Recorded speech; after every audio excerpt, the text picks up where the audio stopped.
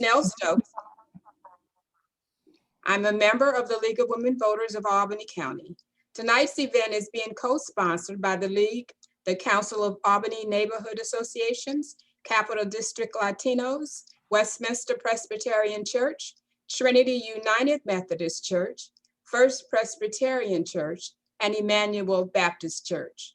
The League is a nonpartisan volunteer citizen organization that promotes the informed and active participation of citizens in government and works to increase understanding of major public policy issues. The League neither supports nor opposes candidates or political parties. The League has a long tradition, over 100 years, of sponsoring candidate events to aid in educating the electorate so that on election day, voters will be able to make an informed decision at the polls. This event is an example of our work. The candidates for the 6th Ward are Jeff Mayo, Gabriella Romero, and Susan Pedo. You all received the rules via email, but let me repeat them once more. Each candidate will have 2 minutes for their opening statement, 2 minutes to answer each question, and 2 minutes for your closing statement. You will have a red card that will buy you a 30-second rebuttal after all candidates have spoken on that question. It can only be used once, so use it wisely. Candidate responses will be in rotating order, and all answers will be time limited. Candidates will have an opportunity to respond to the same question. To the listeners, to vote in a primary in New York State, you must be a registered voter. You must be enrolled in a party. Your party must be holding a primary. You will only be voting for those candidates running on your party's line. Early voting is June 12th through 22nd. For more information about voting process and about candidates running in the June 22nd primary, go to our voter information website, vote411.org. If you live in a district that is holding a primary, type in your address and the information will appear. Other places to receive information on voting are the Albany County and New York State Boards of Elections website. This forum is being recorded locally and can be viewed on the League of Women Voters YouTube page and through a link on our website and on the Albany channel 1301. Now I will proceed with the first question to, excuse me just a minute. Gabriella.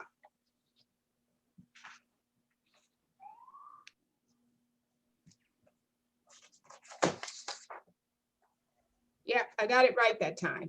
Gabriella, I'm not going to proceed with the first question. I'm going to ask you to give us your opening statements. You have 2 minutes. Great. Thank you, Neil. So hi, everyone. My name is Gabriella Romero, and I am running to represent the 6th Ward on Albany's Common Council next year. By way of a quick introduction, I'm currently an attorney in the Albany County Public Defender's Office, and I'm one of the lucky ones that gets to wake up every day really invigorated and excited about my work. But it's also this work that's allowed me to be very familiar with specific ideas or specific concepts that need to be reformed in our city and in our city's infrastructure. It's the criminalization of poverty, mental illness, substance use, housing insecurity, and food insecurity. But it's also these very specific cracks in our system, the way our city defines affordability in housing, the way we treat people that require emergency housing and emergency shelter. It's these issues that I've thought about forever, but within my work as a public defender have really shown me these issues and what they, sorry for the background noise too, if you can hear that. It's my work in the public defender's office, that's allowed me to identify these issues.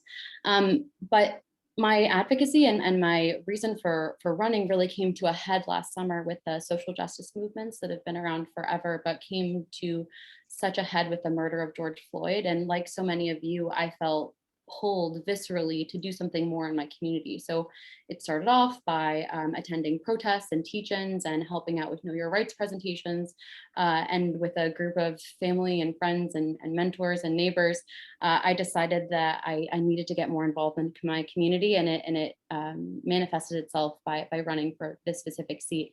I'm really excited to do this. I love this city. I was born here. I love this neighborhood, and that's why I'm running. And I'm so excited to be here to tell you guys a little bit more about me and what I believe in. Thanks. Thank you. And now we'll move on to Jeff.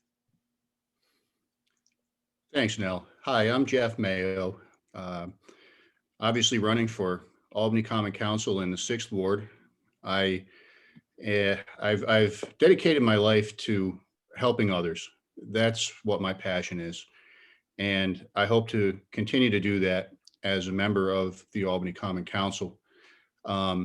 I've lived in the 6th Ward for about a decade. I lived on Lark Street for 2 years as a renter, and I've lived for over 7 years on Chestnut Street as a homeowner. I love our neighborhood, and I'm a strong believer in public service.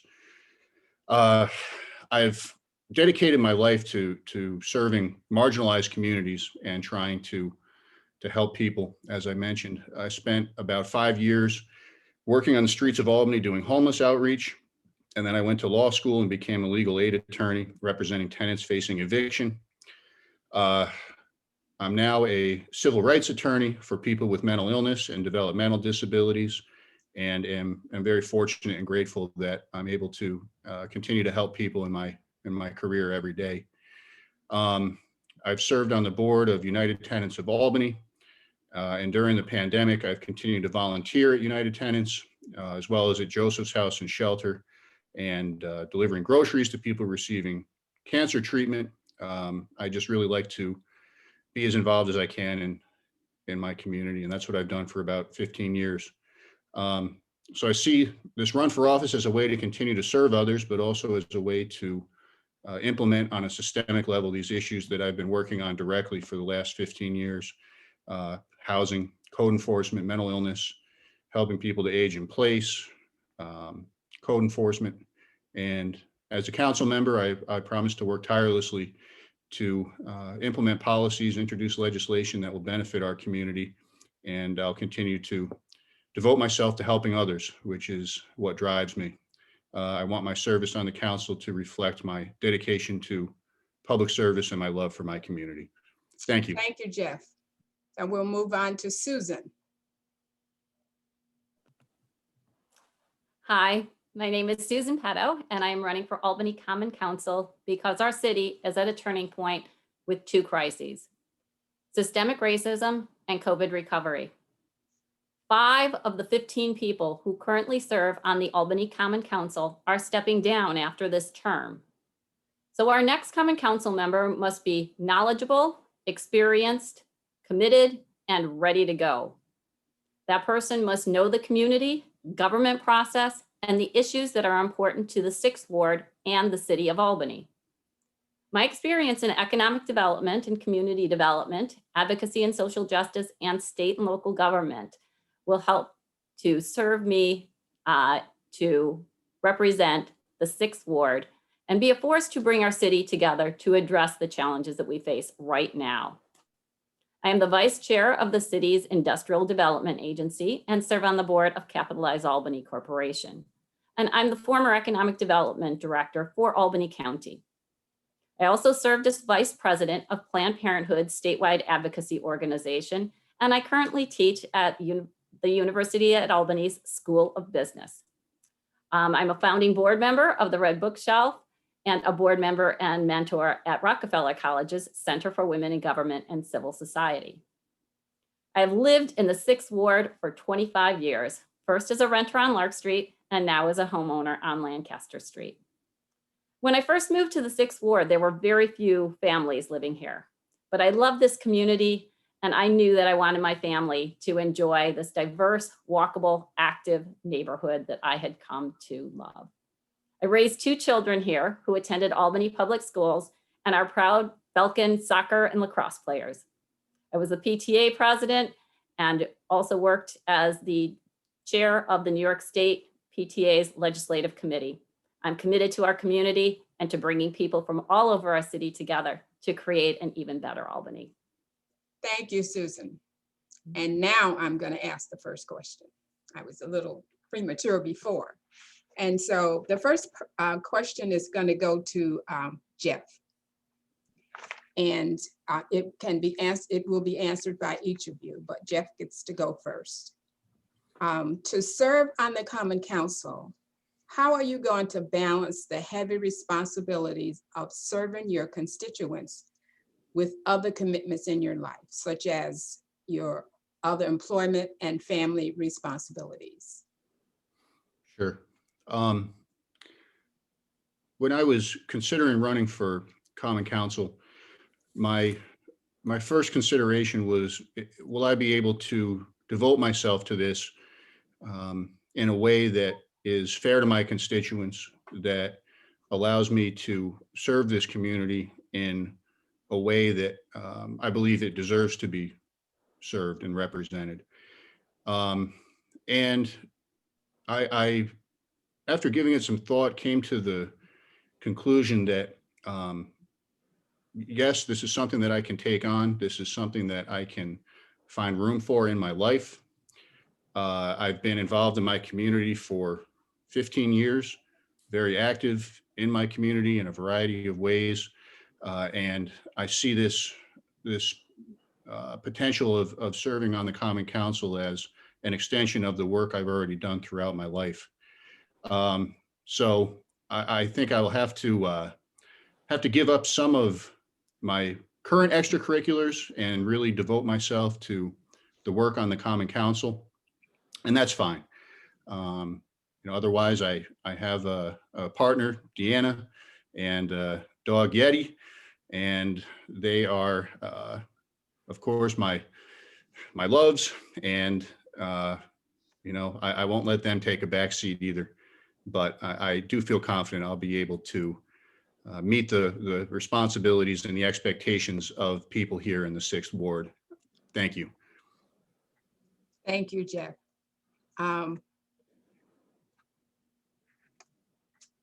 Susan, would you like me to repeat the question? Or are you good? I'm good, thank you. Okay.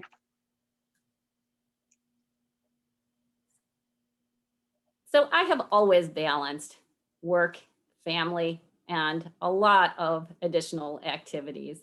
I've been very involved in our local community, our city, and state and national government.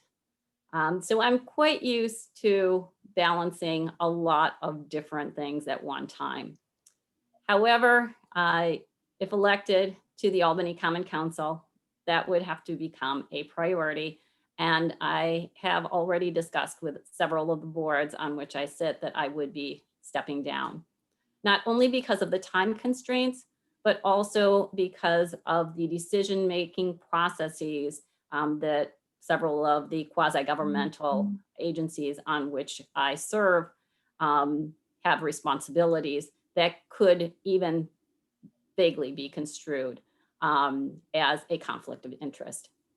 So both in the interest of making sure that my priority is on representing the people of the city of Albany and to avoid conflict of interest, I would be reining in some of my activities.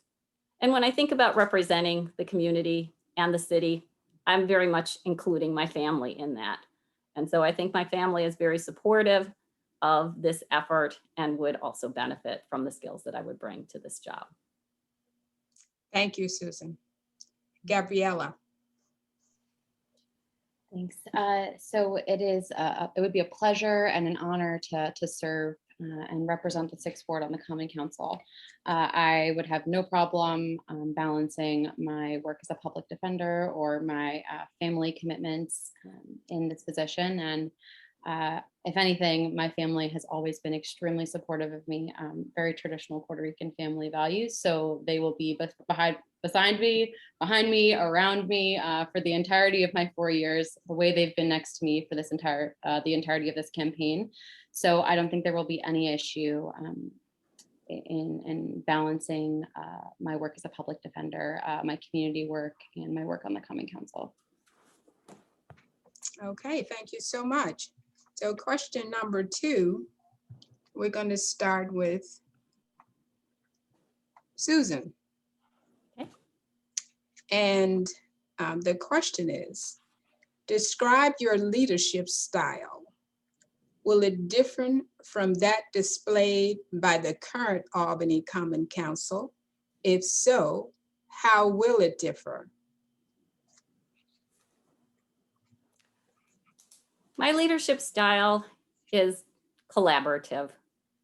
I like to bring people together to make sure that all stakeholders are involved in making the decisions that will affect their lives.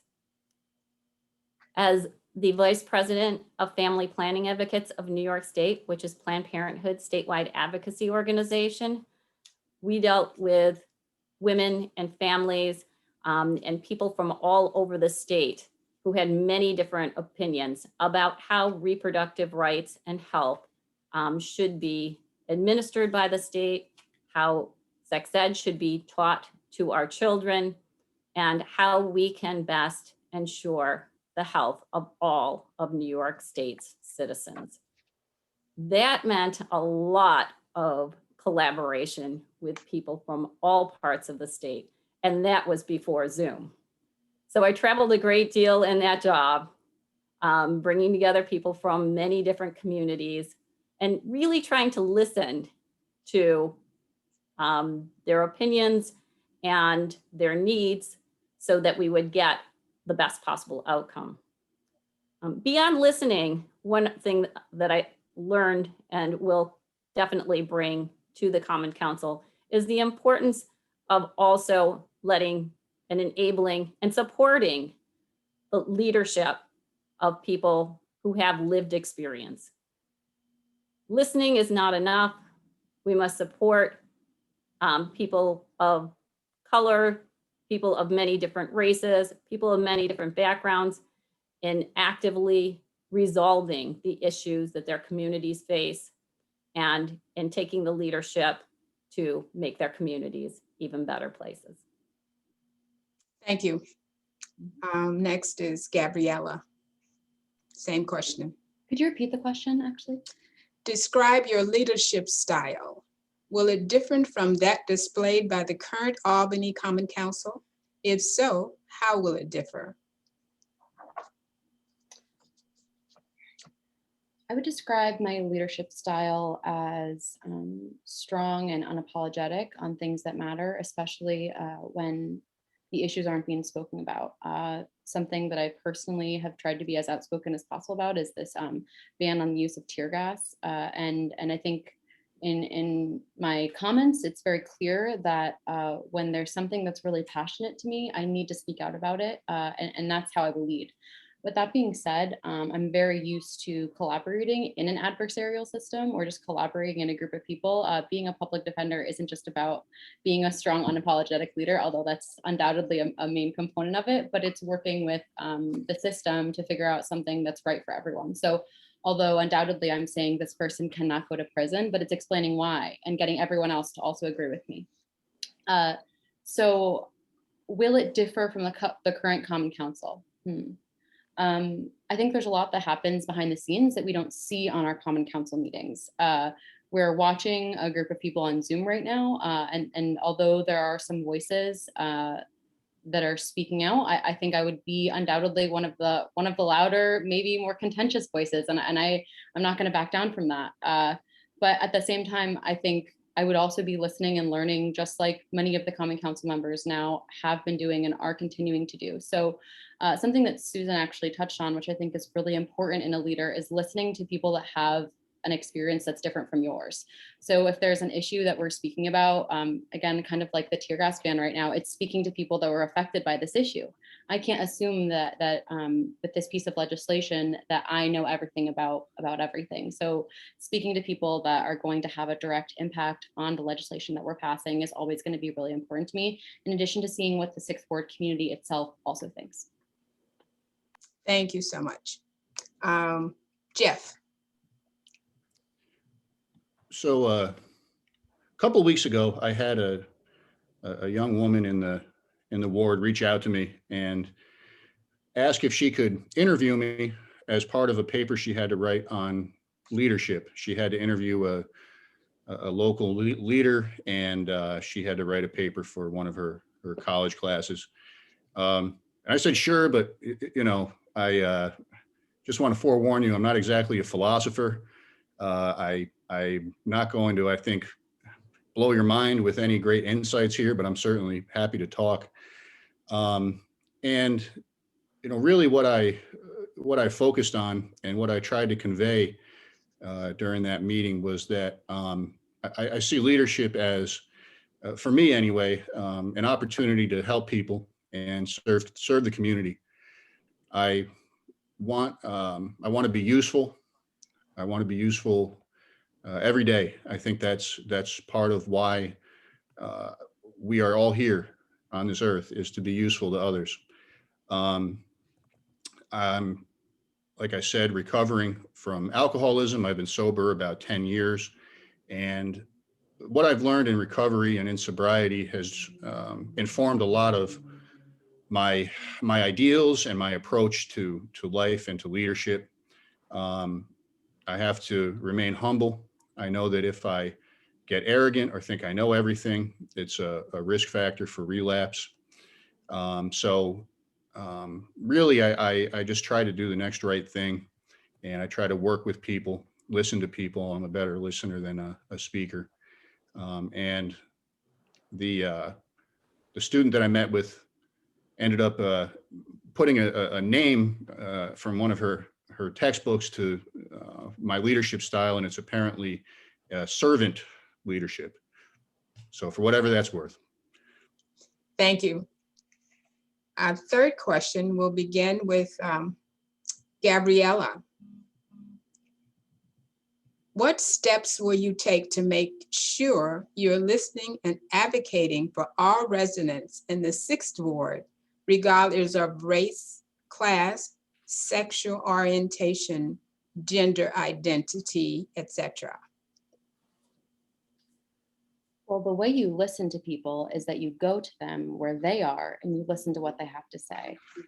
I've been doing that for the entirety of the campaign, and that's what I do as a leader already, and what I do in my own work. From the beginning, I started this thing called stoop chats, where I'll meet you on your stoop and we'll talk. And when it was really cold out, you'd bring some hot cocoa.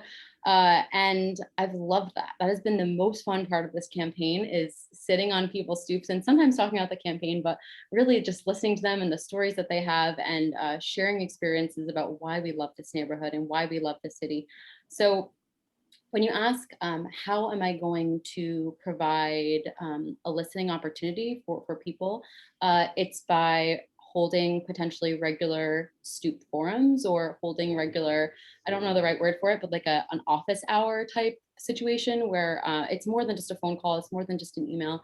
It's maybe me sitting outside of Stacks on Sunday mornings and allowing people to stop by and say, hey, Gabriella, there's this issue on Chestnut, and this I can't even think, but like, if any problem that anyone has, that they could come to me with it. And that's the type of leader I want to be, someone that's open, that will sit and listen to someone, and they know that they'll always be able to access me, and that I'll listen to them, and I'll do the research and I'll do the work. And throughout this campaign, people have come to me with issues. I've got a call today with someone whose son was missing, and they didn't know what to do. And I said, well, you file a missing persons report. What specific jurisdiction do you think he's in?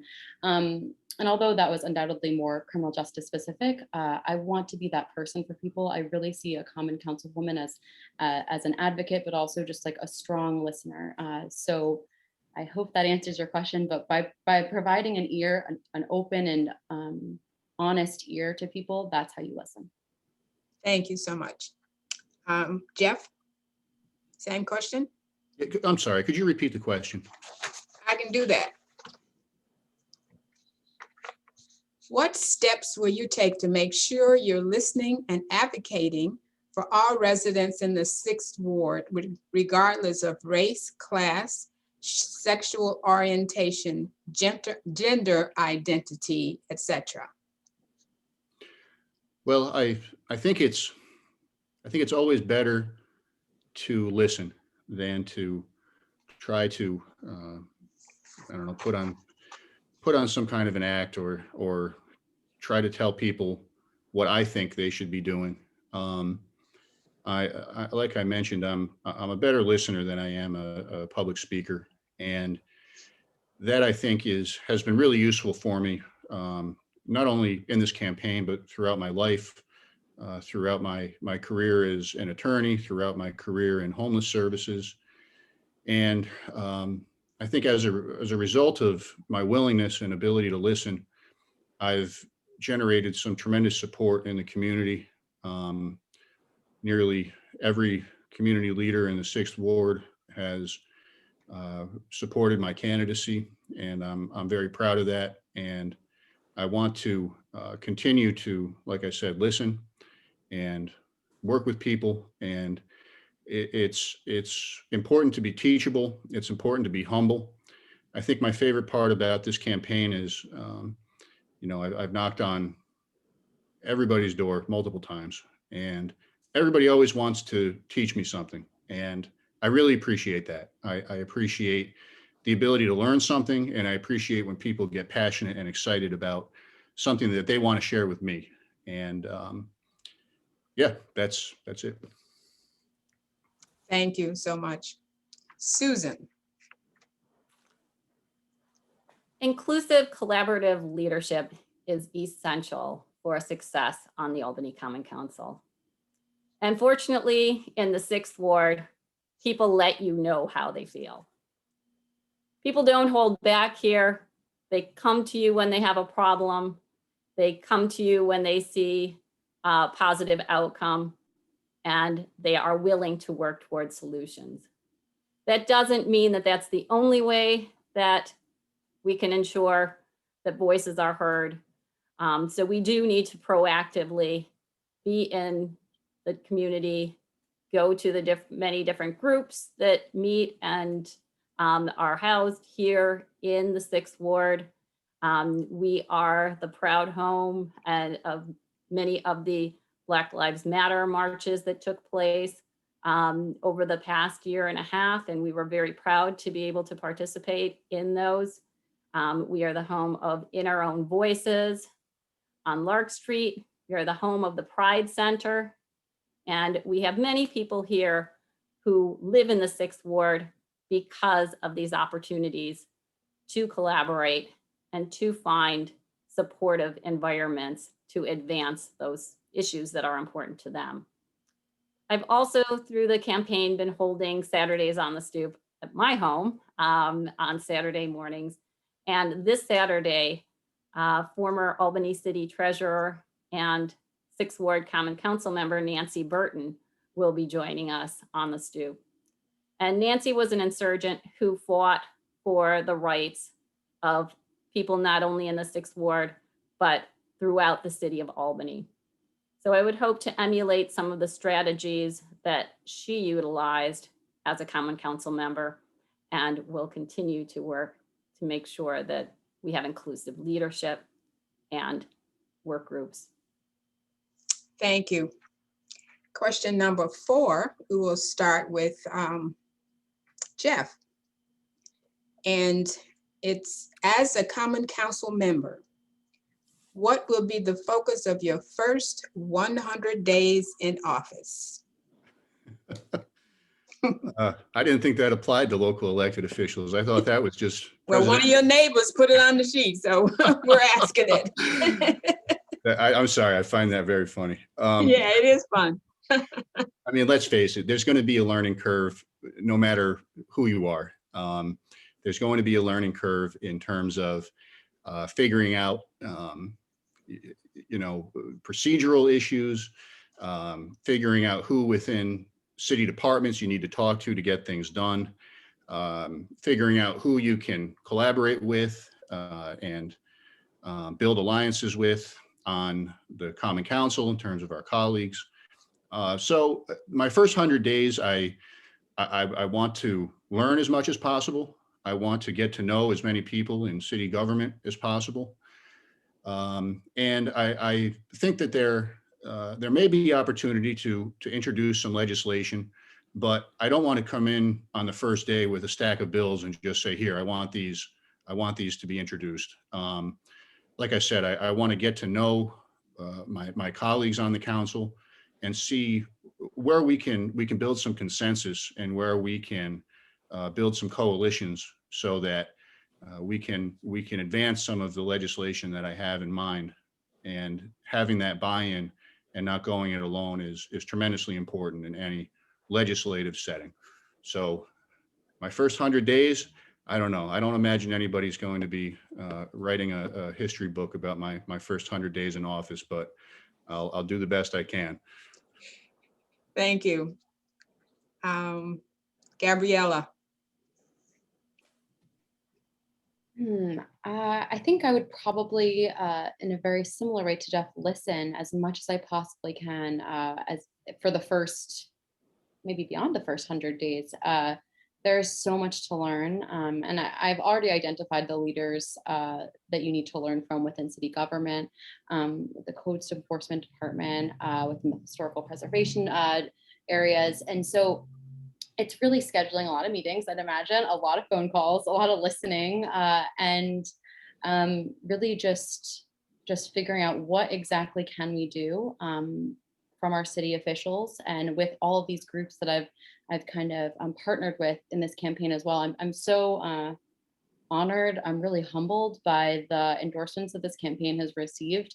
And what an endorsement means is that you collaborate with them to pass progressive legislation. So in partnering with the Working Families Party, DSA, Citizen Action, Youth Political Alliance, in addition to the county legislators from pretty much all the surrounding area of the 6th Ward, in addition to the really most progressive movers and shakers in our city, Matt Toporowski, Mark Mishler, and the incomparable Barbara Smith, working with these people and sitting down and saying, all right, guys, we did it. Now what's next? How are we going to do this? So working with them and kind of just moving forward, continuing to do the work that we've done by listening to people, holding these regular forums, like I kind of mentioned before, and doing that same work with my endorsements with the people of the 6th Ward, celebrating undoubtedly for maybe the first 10 days, and then saying, let's get to work. Thank you. Susan. I have 3 priorities for my first 100 days in office. And the first issue that I think we will be dealing with when the new common councilor takes office will be police reform.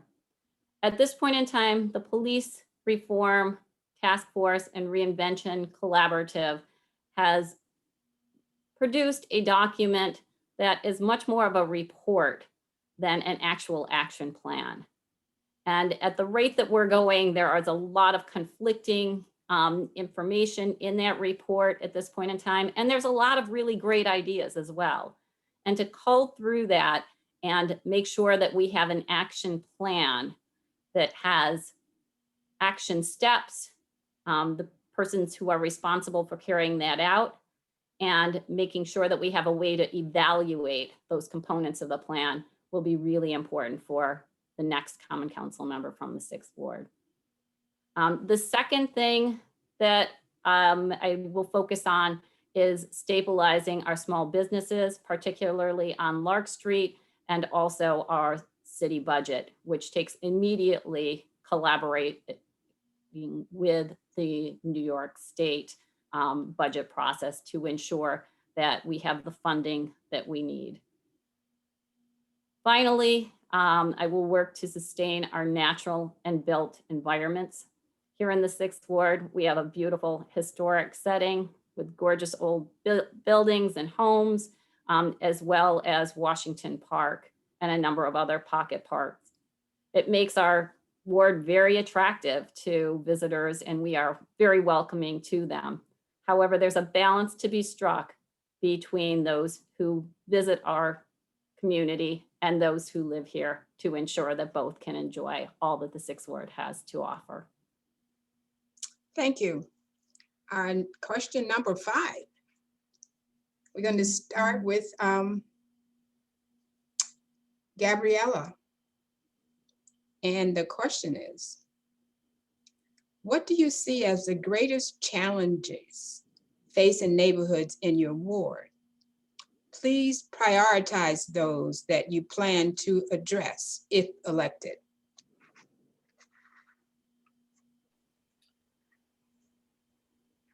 I would say the greatest priority to the sixth ward, the greatest priorities to the sixth ward would include walkability and accessibility of our streets, reforming our police department and making sure that the way our neighborhood and our city sees public safety is changed.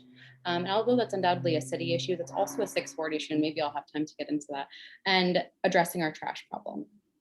And I'll start with the quickest, and maybe I'll have time for the rest too. Every single person, when they say, oh, I don't care about anything like in our neighborhood, I'm like, you do, let's talk about it. Everything's affected by local government. And if you push them a little bit, everyone says that the trash in the sixth ward is a problem. And so I've been really clear about this, that the best way to address quality of life issues is undoubtedly not with the punitive police type measure.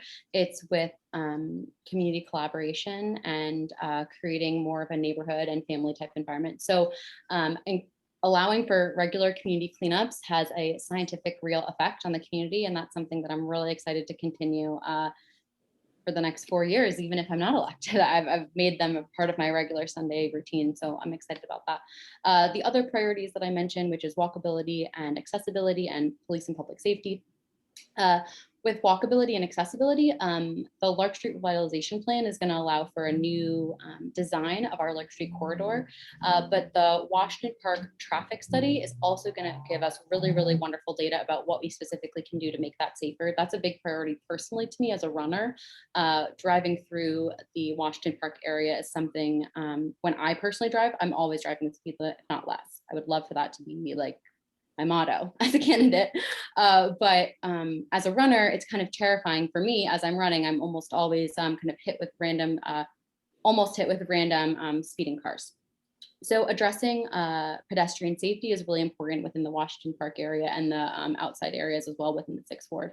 And I see that I don't have enough time, but we will undoubtedly talk about police and public safety later. Yeah, thank you very much.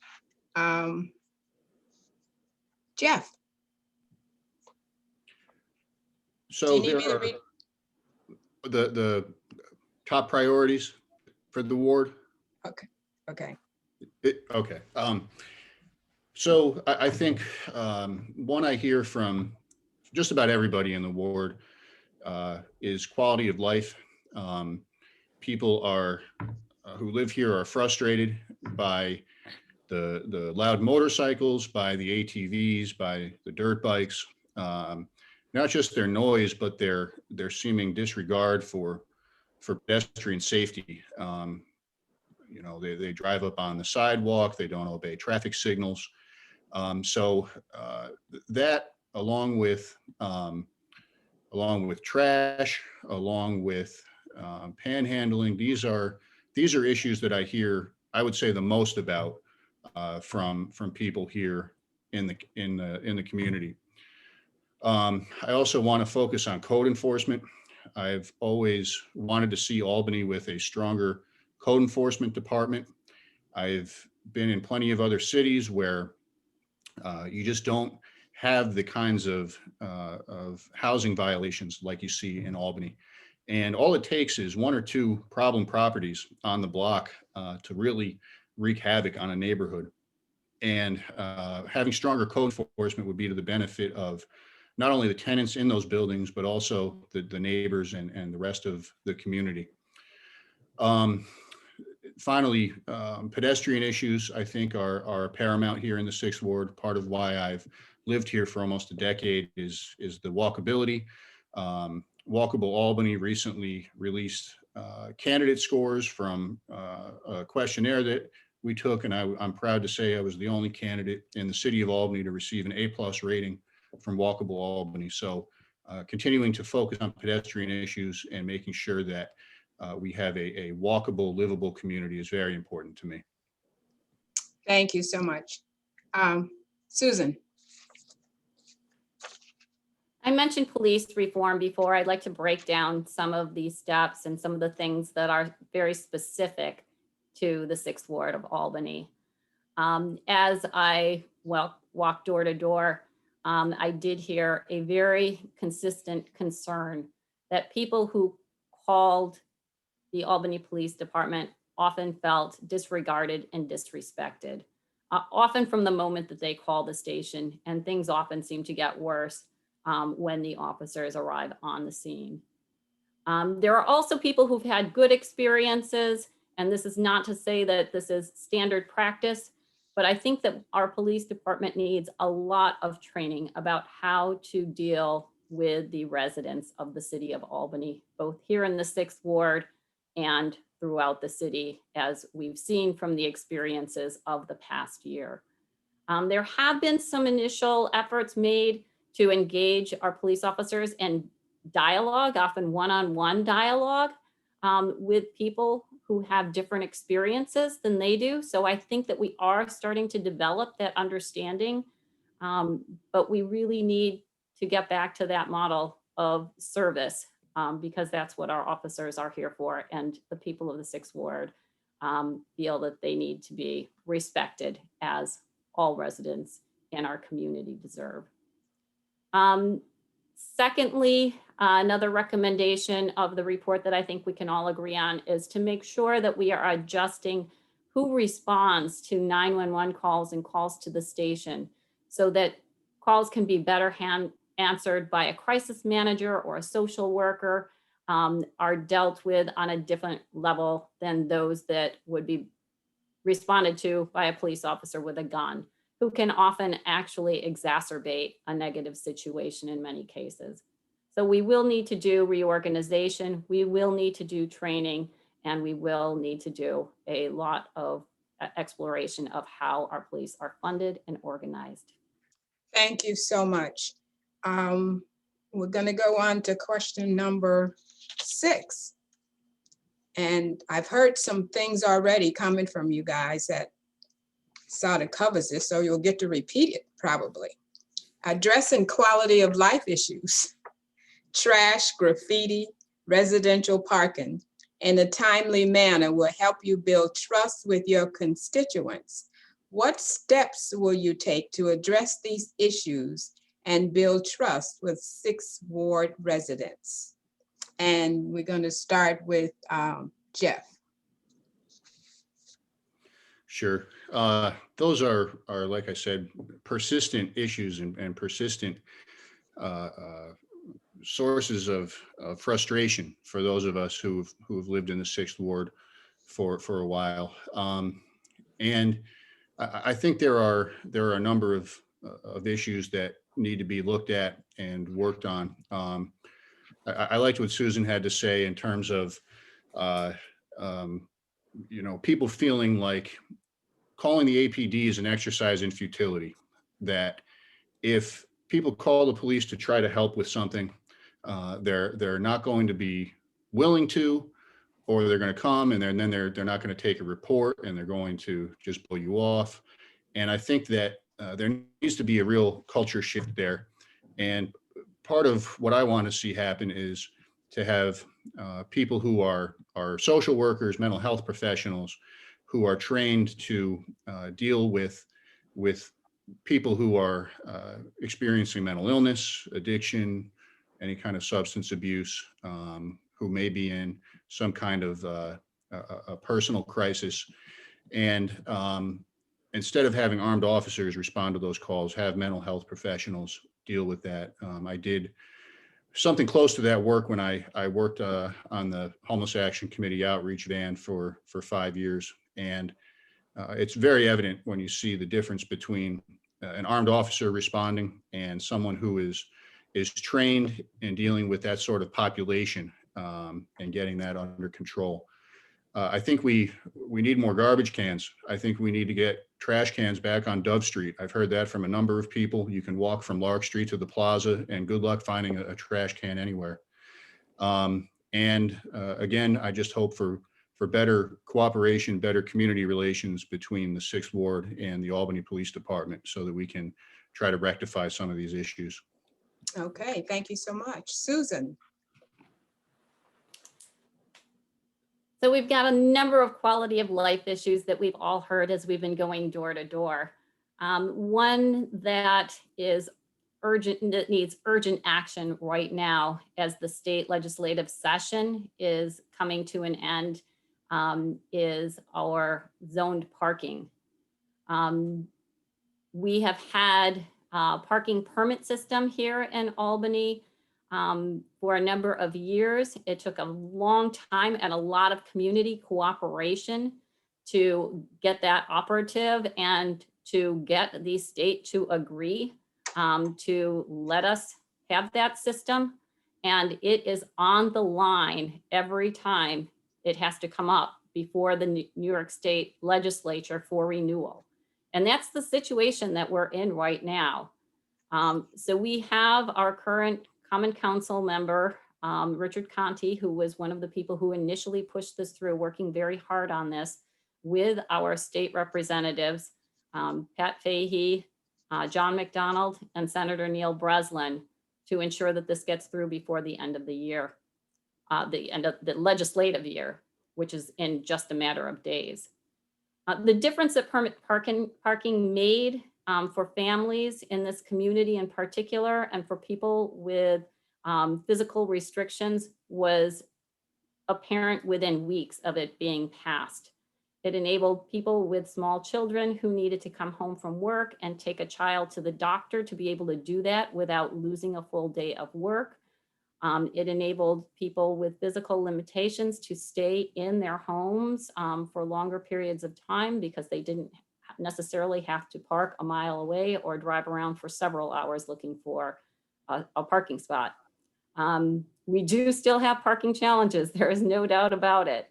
But the parking permit system that we have right now is very important, and we all need to raise our voices to ensure that the state legislature addresses that this week. Thank you. Gabriella? I might have touched on this earlier, but I really want to emphasize that the best way to handle quality of life issues is not through the police department at all. I kind of mentioned my trash policy earlier, but increasing trash receptacles is also something that's really important, but also increasing bags and signs for people to pick up their dog waste.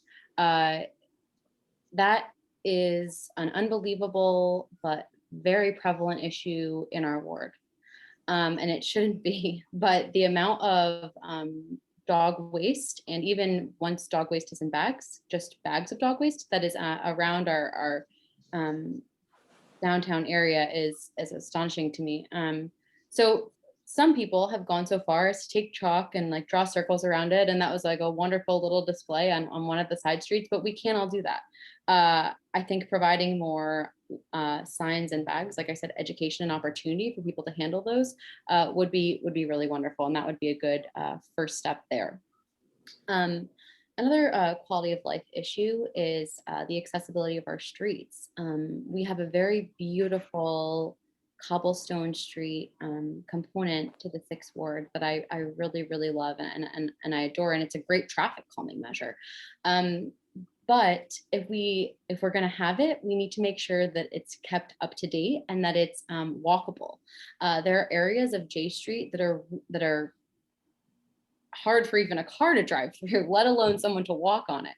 So that's just a really dramatic example. But there's sidewalks that are also not walkable and pedestrian friendly that I think also need to be addressed. I would love to see the 6th Ward have funding for those small little quality of life issues, the bumps on the road, the holes in the sidewalks, the ability to, the dog poop bags and boxes, increasing trash receptacles are things that are really important that I would really support. Thank you. And we're moving right along. We have question number 7. And that one's Sharon's gonna answer that one first. And it reads, residents in the city of Albany are often priced out due to increase in housing costs. What strategies would you employ to encourage them to stay and invest in the city as long-term residents? Albany has been working hard to make progress regarding residential conversion downtown and making sure that affordable housing is part of that initiative. Just this morning, I was at the ribbon cutting for the Clinton Avenue apartments, which brought 240 new units of low income and affordable housing online in the Arbor Hill neighborhood. This project was supported by the City of Albany IDA, in which I serve on the board. And it was one of the most fulfilling projects that we've worked on in some time. Phase 1 is ready to go. People are moving in already. They are obtaining services through DePaul. They have 24-hour response for maintenance through the maintenance company that has been brought in to work with the owners of those facilities. It is a scatter site, so the houses are distributed over about a 1 mile length of Clinton Avenue, but it is bringing the community together and preparing us for phase 2 of the Arbor Hill and Clinton Avenue housing development that we're looking forward to in the next year or two. Thank you so much. And before I move on to Jeff, I need to apologize to Susan for calling her Sharon. It's okay, I've been called worse. Okay, thanks. Jeff, you're next. Thanks, Nell. The issue of rising rents and rising mortgage costs in the face of essentially flat incomes is something that is certainly not unique to Albany. This is a problem that cities across the country are facing, and people are being forced to spend a greater percentage of their income just to put a roof over their heads. And I think there are a number of strategies that we can use to try to combat that. Of course, I think that a lot of these solutions would be best achieved at the federal level by having the federal government give cities their fair share of funding. Since the Reagan years, we've been just dramatically underserved by the federal government. Locally, we can repeal the tax credit that luxury developers get. We can increase the percentage of truly affordable units within new construction. We can lower the income eligibility requirements for some of this affordable housing. A lot of what's considered affordable is really not affordable. It's affordable maybe if you're a middle-class person, but not if you're truly poor or even working poor. And I also, part of what I'd like to accomplish on the Common Council is the introduction of legislation to revive the Fair Housing Office in Albany, which will investigate and prosecute housing discrimination, which will permit people greater mobility and allow for less racial residential segregation in our city. So I think that's by opening up the rest of the city and opening up housing here, we would go a long way toward solving some of those issues. Thanks. Thank you. Gabriella. Can you repeat the question? Question number 7. Residents in the city of Albany are often priced out due to increase in housing costs. What strategies would you employ to encourage them to stay and invest in the city as long-term residents? Yeah, the strategies that I would implement to allow people to stay within their homes is 2, maybe 3-fold that I think are the most important. One that was touched upon earlier is making sure that our housing is actually affordable. So a way we could do that is change our inclusionary zoning ordinance, which right now says that new developments over 50 units have 5% of units mandated to be put aside as affordable housing. So housing advocates right now are looking at making that percentage more. So new development over 50 units would have maybe 30 or 40% set aside as affordable, but no one's talking about how we define affordable. So I think that is actually a really important factor for us to consider when addressing this issue. Right now, it's at 100% AMI. We need to do it at 30% AMI. 100% AMI means that a $900 apartment is affordable, and that just doesn't make sense. And that's something that I see a lot with my clients, that there's not enough affordable housing. And while the city may think that there is, maybe they need to up their education efforts or up their communication efforts to meet people where they're at, to say, these are your options for you. Something else that I think is important is to allow people to age in place. Something that's really important is that, especially in the 6th Ward, with these beautiful brownstones that we have, people own these homes and they want to stay here and live their lives here. But as you get older, it's harder for people to live in a multi-level unit. So a specific strategy that I would want to implement to address that is maybe a tax incentive for property owners to allow for mobility devices or safer things within the home that can allow people to age within their own building. Maybe also partnering with nonprofits or city agencies to allow for meal delivery services to people that are in these homes. I think it's really important that everyone's able to enjoy the 6th Ward for the entirety of their life. Thank you. Question number 8. And we're going to start with Gabriella. If elected to the Albany Common Council, what subcommittees would you like to be on? And what initiatives would you pursue on those subcommittees? And I have some examples: general service, public safety, planning and economic development, finance, etc.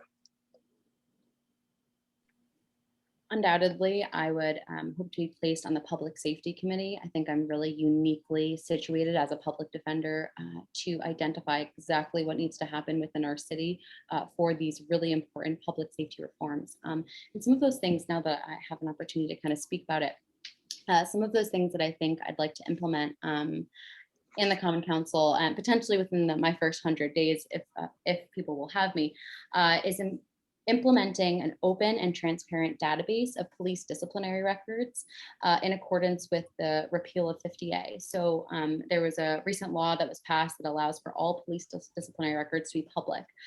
Creating an open database for the public would be a massive measure, undoubtedly, but it would allow for our police department to move forward.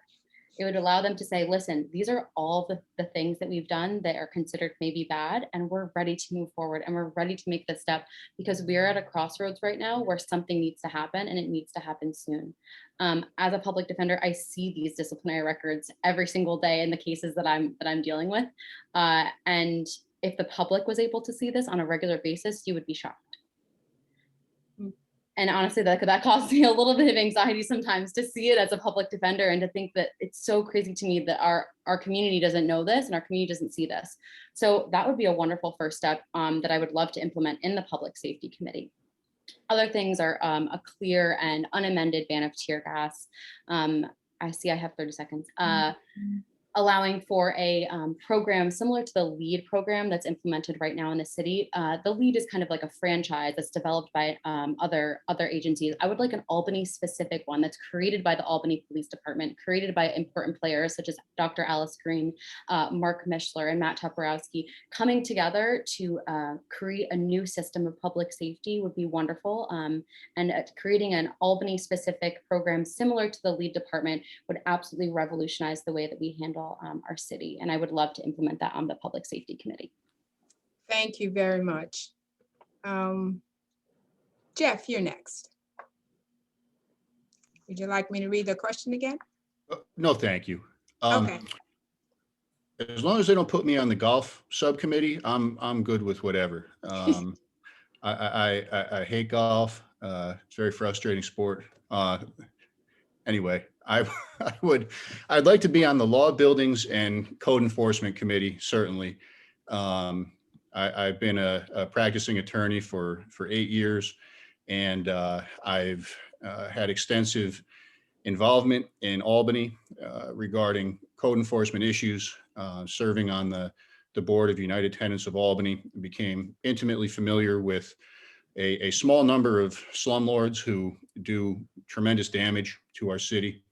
And that's why I've focused a lot of my campaign on talking about code enforcement issues and the need to not only devote more resources to our codes department, but also ensure that there is better follow-up in terms of enforcing violations, in terms of collecting fines from landlords who were violated. And I also would like to serve on either the Public Safety or the Housing and Community Development Committee.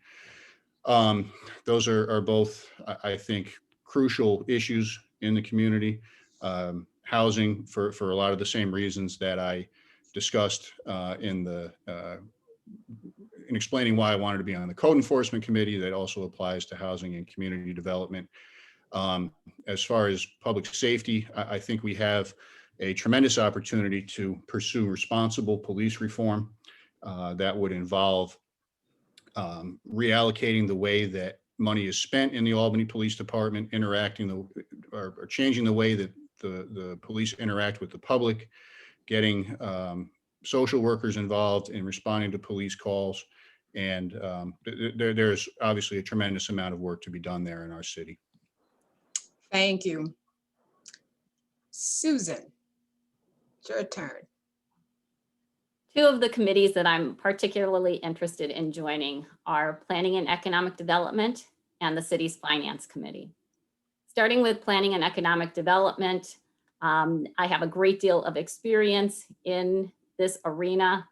I served as Director of Economic Development for Albany County, where I created and implemented the county's first comprehensive economic development plan.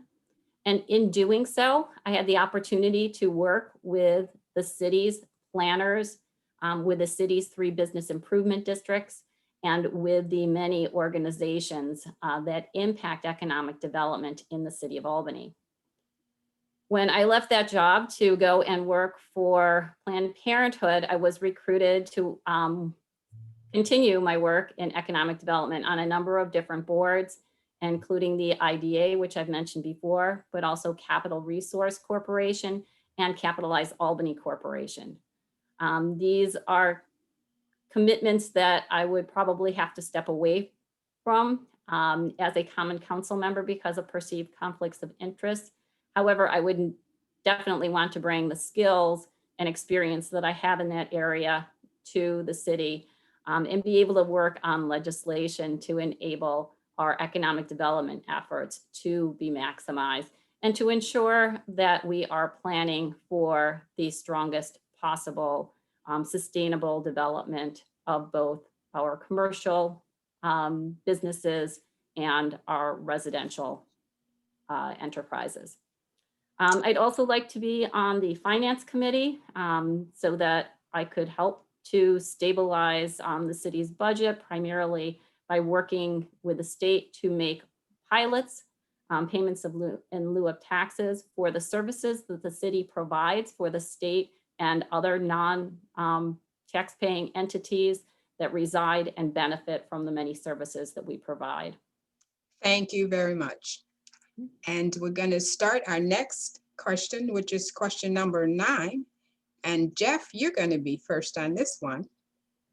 The Washington Park Playground Design Project has solicited recommendations and suggestions from individuals throughout Albany. What playground redesign do you support? You know, I met with a couple members of the Washington Park Conservancy Board and discussed this. And I basically said, look, I don't have kids. I remember what it was like to play on the playground, but I don't have kids of my own, and I don't feel like I'm really qualified to give any kind of input on this. So I mean, really, I would want to listen to parents. I would want to listen to kids and see what the kids want. I think that we have a great opportunity to build a really decent playground in Washington Park. The equipment that's been there, that's there now, has been there for years. And this is, like I said, I think it's a great opportunity to build a playground that's inviting to children from throughout the city, because Washington Park as a public space should be open to everybody and everybody's children to use. So really, I would, like I said, I would defer to people with greater knowledge and greater investment in this playground than I have personally, and would defer to their judgment in this area. Thank you. Susan. I have spent many days on the playground in Washington Park with my children and their friends. And we are definitely in need of a serious upgrade. We need new and safe equipment. We need benches for parents and families to be able to sit and congregate and watch their children while they are playing. And we need to make sure that people from all over the city feel welcome at this playground and have an input on the design. There's many different playgrounds being developed and redeveloped all over the city right now. And the Washington Park Conservancy has really done an outstanding job of making sure that everybody in the community is being surveyed and involved and has a voice in the direction that this playground will take.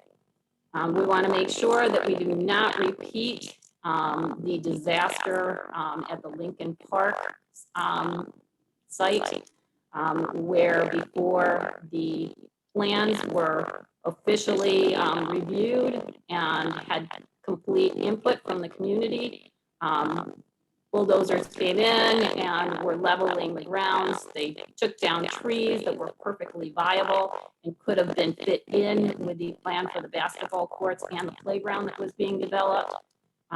It was an absolute disaster. And many people in that community are very, very upset and have lost a good degree of trust. But I think that we've learned from that. And I think that here in the 6th Ward and Washington Park, we have a much better opportunity to move forward with a very inclusive and organized methodology for making sure that everyone can enjoy our playground in Washington Park. Thank you. Gabriella.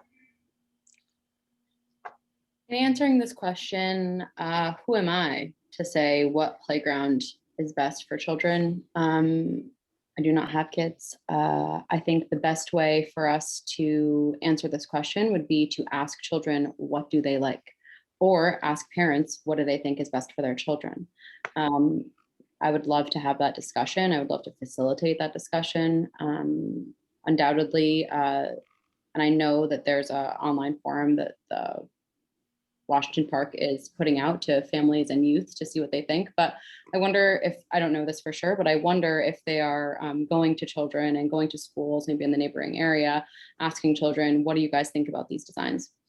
Well, that may possibly already be going forward right now. I think that's a really important concept, community involvement, when you're making some type of decision like that, that's going to impact everyone.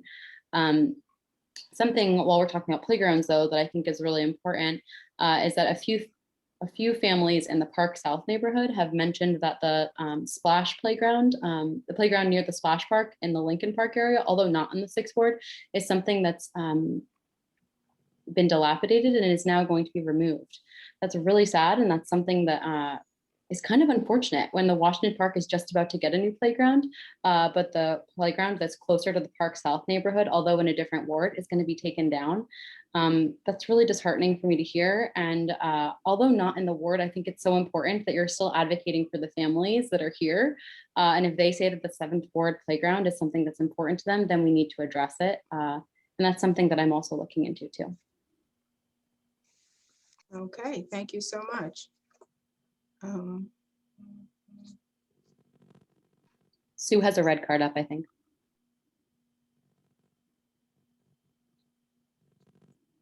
Okay. Susan, with your 30 seconds? I'd just like to answer that question. I think that's a really good point, that children do need to be involved in determining what the playground is going to look like. And fortunately, we've got a very comprehensive process that not only has involved the children with their own surveys and one-on-one discussions about what they'd like to see, but it actually has a survey that includes pictorial representations for the kids that are too young to read and answer a survey. And so it really has a huge amount of age diversity, which will be input to determine the outcome. And I think that is a really important factor. We have background noise with you, Susan, when you're talking. I'm not sure where it's coming from. And Gabriella, you need to speak closer to the microphone so you can be heard better. All right, thank you so much for your answers. And we're going to go on to question number 10. And Susan, you're going to start the question. And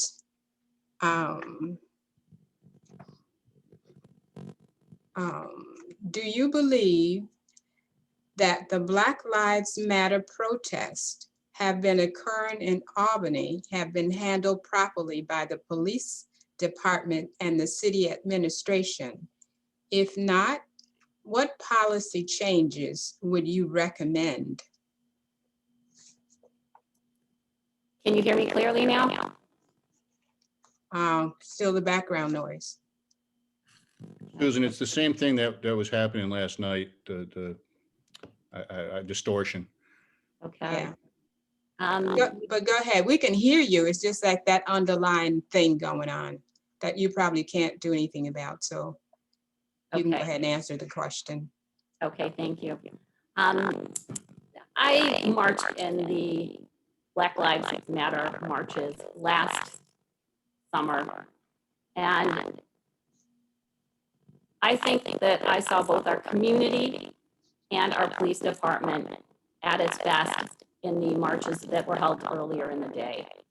The community was being respectful, though angry, and rightly so, about the situation that was going on nationally and that we need to recognize and acknowledge in our own community. The police were being very respectful of the marchers, even when we were expressing our frustration and our anger. But as the night went on, things clearly changed. The police response to the activities later in the evening was not appropriate. It was an oversized expression of violence, of really using violence against our own community, which is unacceptable. We need to find better ways to deal with de-escalation of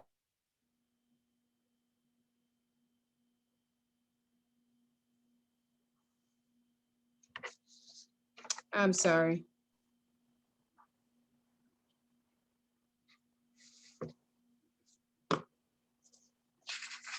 Gabriella? I think Susan has joined us again. If you want to let her finish her response. I see that she's joined us again. I'm just not sure. I don't see her.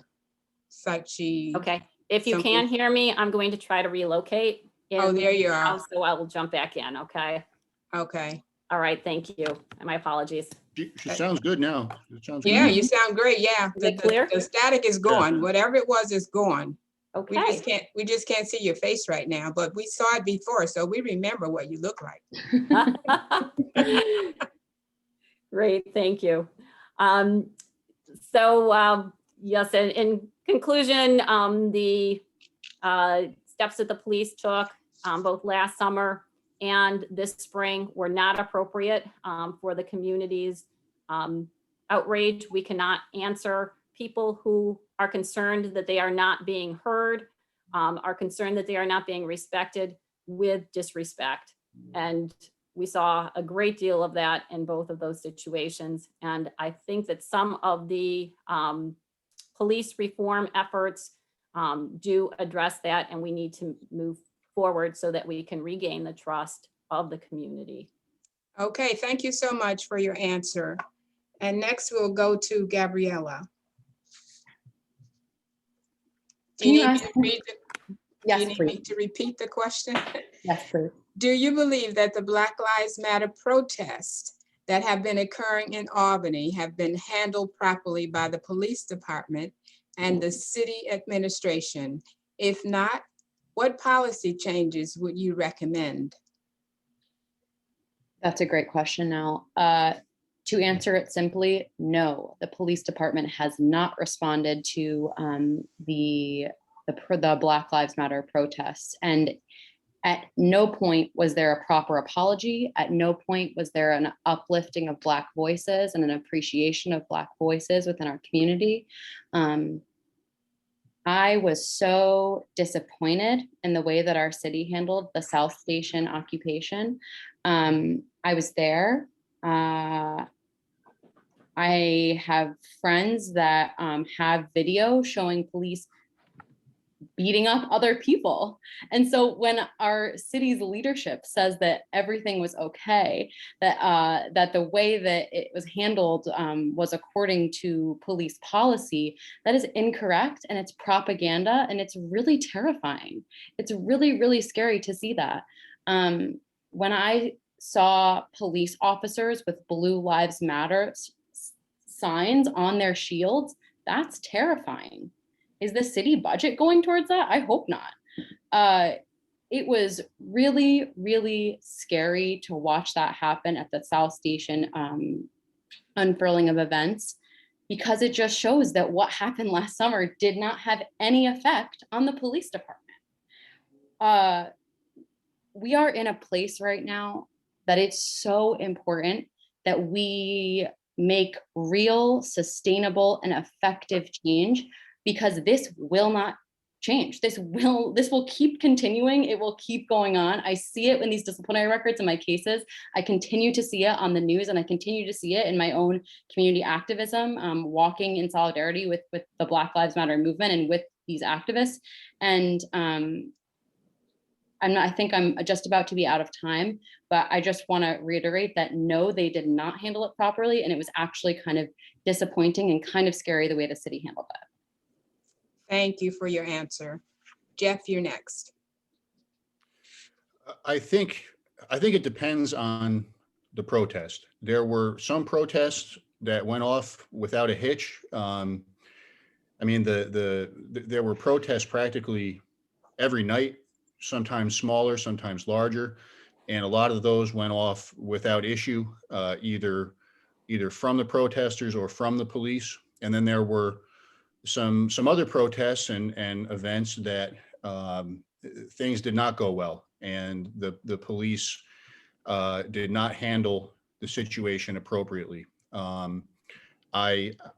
Last summer there was tear gas used. I support banning the use of tear gas in the city of Albany. I have tuned into a number of the Common Council meetings where that has been discussed, and I've really taken some cues from Councilmember Joyce Love. She is a Black councilwoman from the 3rd Ward, and she said that she's uneasy with passing tear gas legislation in its current form because she's afraid that the police will resort to using lethal force on her community. And that was very powerful to me when I heard her speak about that. So I think we need to identify and put in legislation identifying what alternatives we would use to that. In the South Street, the South End protests, I think the city made a mistake in allowing people to set up tents in the middle of the street. And I also think the police department, I think they were way out of line when they were shutting down the protests by covering their badge numbers. That's inexcusable, and those officers should be held accountable for covering their badge numbers, because it's a complete betrayal of the public trust. Thank you so much. I see a red card from Gabriella. I had to use a red card. This is so important, and it's something that we can't stay silent on. Allowing for there to be amendment to the ban on tear gas, and saying that if you ban tear gas, it will force police officers to use lethal force, completely misconstrues the whole concept of police brutality and the movement that we're going through right now. And it really upsets me when people say that, because there are actual de-escalation techniques in the police handbook. And let me give you an example. When there's a large crowd of people, I see that it says stop, but I really have to finish this phrase very quickly. When you see that there's a group of people, you're able to identify the people that you see have the possibility of being violent, and you target them. And then you go in as a police department and you identify what that violence and what that potential weapon is, and then you remove it. That's called de-escalation techniques, and that's in the handbook, and that's something that we can fund and research and give more money to.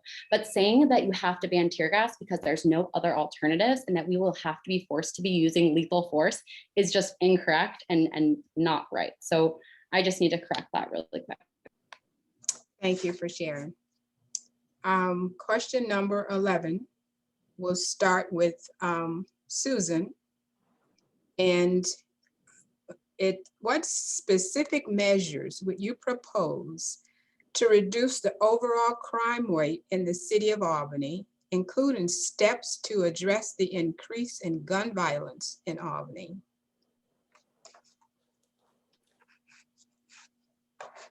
Well, can you hear me? Am I clear right now? Yes, yes. Okay, great. Thank you. So we need to take a holistic approach to reducing crime and gun violence in our city. There's not a single solution, but there are many different access points at which we must be working with people who may have the opportunity and the reason they feel a reason to obtain and use guns. One of the things that we need to do is to make sure that we're working with our youth. And we have a great opportunity to do that through our Department of Parks and Recreation and through our city school district, as well as through after-school programs.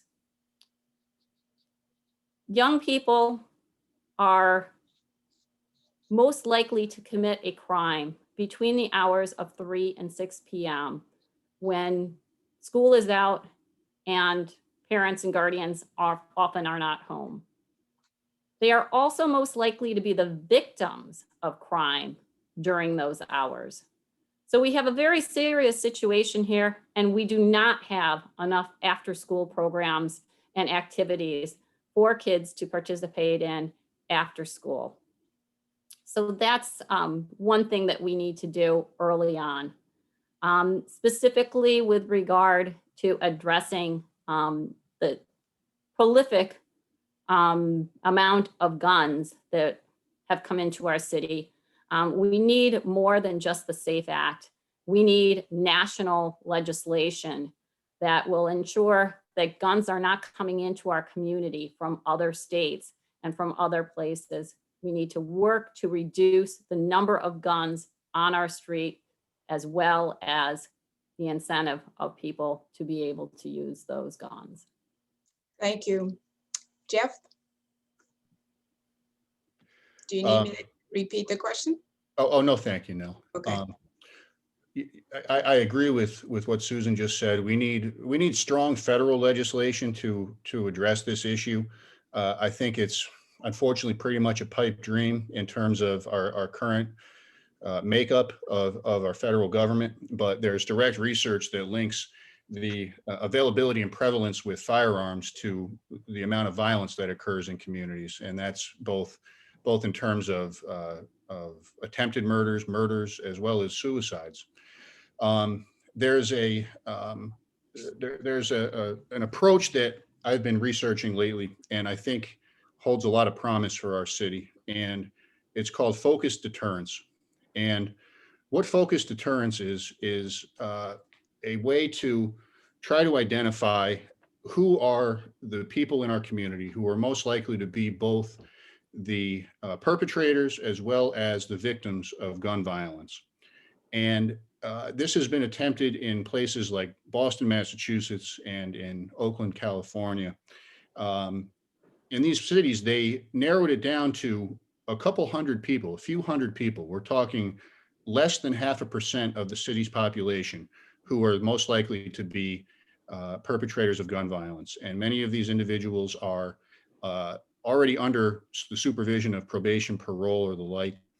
And there's an opportunity to reach those folks and act proactively in terms of offering them services that will keep them out of trouble, such as housing, job training, counseling, education. And the result of using these approaches in those cities was that the homicide rate plummeted and the homicide solve rate also went up dramatically. So it's going to require a lot of focus, a lot of commitment, a lot of buy-in from a lot of stakeholders, but I think we need to look at a more holistic approach like that focused deterrence approach to solve the problems that we have in our city right now. Thank you. Gabriella.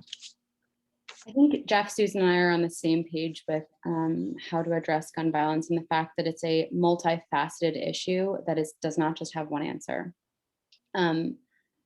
Allowing for more legislation at the state and federal level is undoubtedly something that we can advocate for as members of the Common Council, and lobbying for those things is important. But I think another way for us to address crime rates in general too, outside of gun violence, is also changing the way we see our police department and changing what is criminalized and how we criminalize certain things. There's a new suggestion in the Common Council that I'm really excited about, and it creates an Albany Public Safety Commission. So it'll change the way we actually police things, putting law enforcement and community safety on two different sides of the sphere. And law enforcement will handle traffic concerns and penal code violations, which are what you and I know as like crimes. And then the community safety and oversight will handle community safety and these kind of quality of life type things, which in my understanding is not going to be a police at all. It would be someone that you can just talk to and say like, hey, there's this issue, and they will actually go fix it. Something that I also touched on before, which I think is important, because we can't criminalize the behavior. We have to allow someone to address what's actually happening and why they're experiencing this type of criminal conduct, and giving them access to services. Kind of like what Jeff said earlier about gun violence, addressing all of our city's criminal conduct in that same framework would allow us to be a more empathetic and more whole and positive community. Thank you very much. Question number 12. It's going to go to Jeff first. And it's, what are the greatest challenges you see facing the Latino, Latinx community in the city of Albany, and how will you address them if you're elected? Sure. So we have a somewhat small but growing Latino community in our city and in our area. I think that one thing I see a lot, and in my own work, my professional life, as well as in the community, is the language barrier, that there aren't adequate available interpretive services for Spanish-speaking individuals. I think that is something that needs to be looked at closely. I also think that in terms of recent immigrants, whether they be documented or undocumented, I do support the idea of a sanctuary city. I think that it's, I don't think the best name. I think we could do better in terms of labeling what a sanctuary city actually is. It's really the ability of the city of Albany to separate, a civil immigration enforcement from the criminal justice system. And when when we do that, and we won't seek to deport and penalize undocumented immigrants, it allows for better public safety because you have more buy-in from those communities and more willingness in those communities to speak up when crimes are being perpetrated. So I think that to continue to pursue a sanctuary city policy would be helpful to the Latino community here, as well as the entire city, because it's just sound public policy. Thank you. Susan.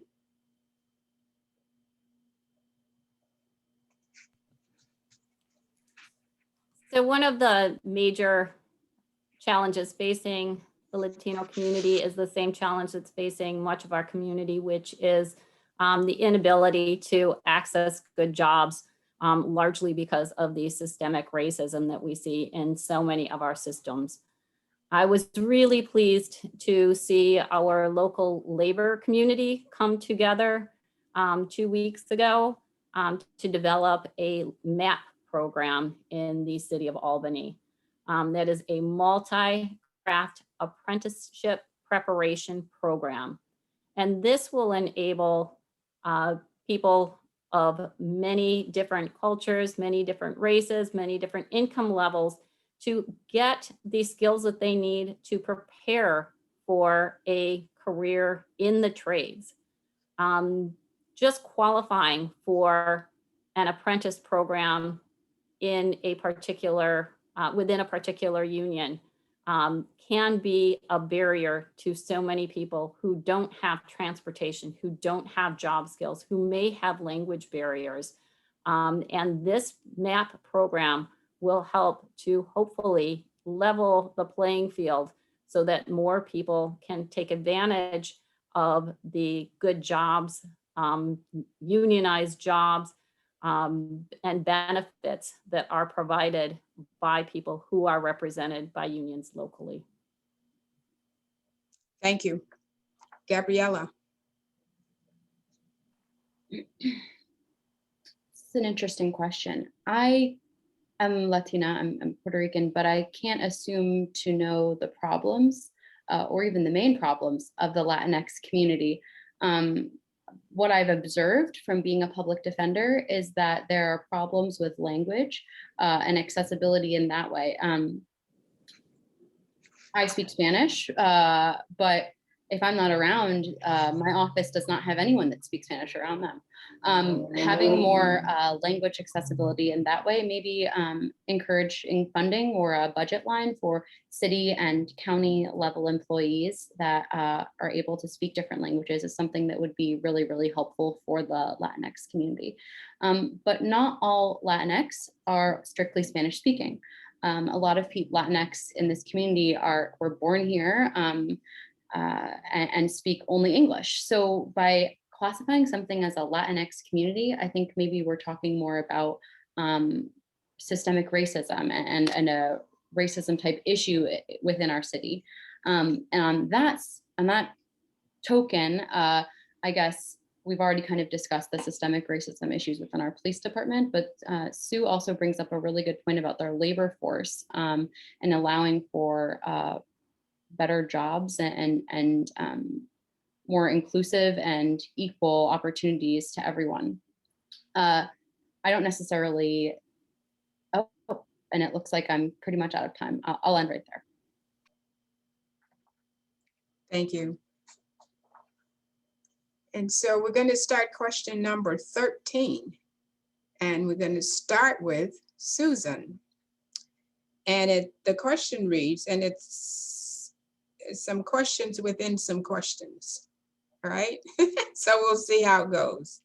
What role do you see the Focus and the 4 Focus churches located in Center Square in improving life for Center Square residents within the 6th Ward?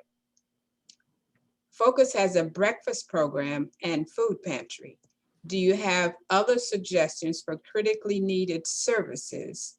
Do you view these programs positively? Do these programs present any challenges for neighborhood residents?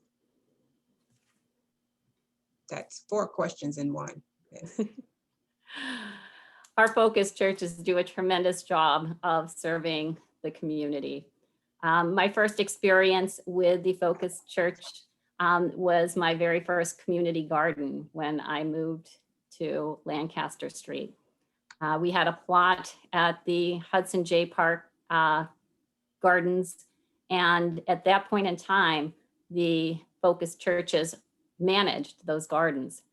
In our contract that we signed when we paid our $10 to have access to those plots, we agreed to invite children in particular in the community to come in to help us plant, to invite them and involve them in watering and growing the food, and then to share that food with them at harvest time.